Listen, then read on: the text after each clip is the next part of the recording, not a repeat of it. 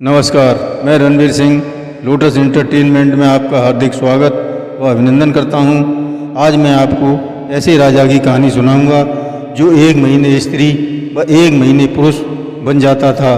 कहानी अच्छी लगने पर सब्सक्राइब, लाइक व शेयर करें। सही या गलत लगने पर कमेंट करना जरूर करें। धन्यवाद। मित्रों, यह प्रसंग चंद्रदेव और तारा के प्रेम से उत्पन्न हुए पुत्र बुद्धदेव से जुड़ी हुई है, जो राजा सुधुम्न रूपी स्त्री इला से प्रेम कर बैठते हैं। इनकी कथा इस प्रकार है। बहुत समय पहले प्रतिष्ठानपुर में मनु वैवस्व के लड़के सुधुम्न राज्य किया करते थे। एक दिवस वे वन में शिकार के लिए गए तो वहीं पर स्त्री बन गई। स्त्री बनने के कारण यह था कि बहुत पहले एक दिन उस वन में शंकर जी और पार्वती के साथ विहार कर रहे थे। तभी पार्वती जी के दर्शनों की लालसा से सनकादिक ऋषि उस वन में आ निकले। उनको देखकर पार्वती जी बहुत ही लज्जा का अनुभव करने लगीं। ऋषि मौन होकर उस स्थान से हटकर दूसरे स्थान पर चले गए। तभी से पार्वती को प्रसन्न रखने के प्रयोजन से शंकर जी ने यह प्रबंध कर दिया, जो भी व्यक्ति उस वन में जाए तुरंत ही वह स्त्री हो जाए। और यही कारण है कि शिकार के लिए गए हुए सुधुम्न उस जंगल में इला नामक स्त्री हो गई।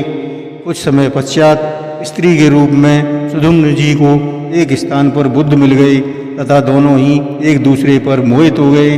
फिर क्या था, बुद्ध ने इस इला नामक स्त्री सुधुम्न राजा को अपनी स्त्री बना लिया तथा दोनों ने सहवास करना आरंभ कर दिया। कुछ समय उपरांत इला नाम की स्त्री के गर्भ से पुरुरवा नामक एक अत्यंत ही सुंदर लड़के ने जन्म लिया।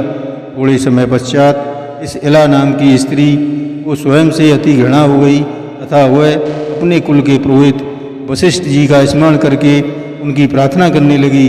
राजा के मन की बात समझकर वशिष्ठ जी ने शिव जी को प्रसन्न किया और उनसे वरदान मांगा कि इला नाम की स्त्री एक माह तो स्त्री रहे और एक माह पुरुष बनकर विचरण किया करे।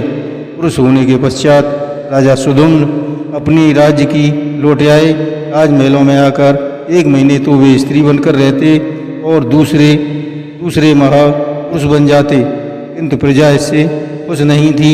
कुछ समय उपरांत अपने पुत्र पुरुरवा को राजगद्दी पर बैठलाकर सुधुम्न वन को चले गए तथा भगवती की तपस्या करके परम धाम को चले गए। जय श्री कृष्ण।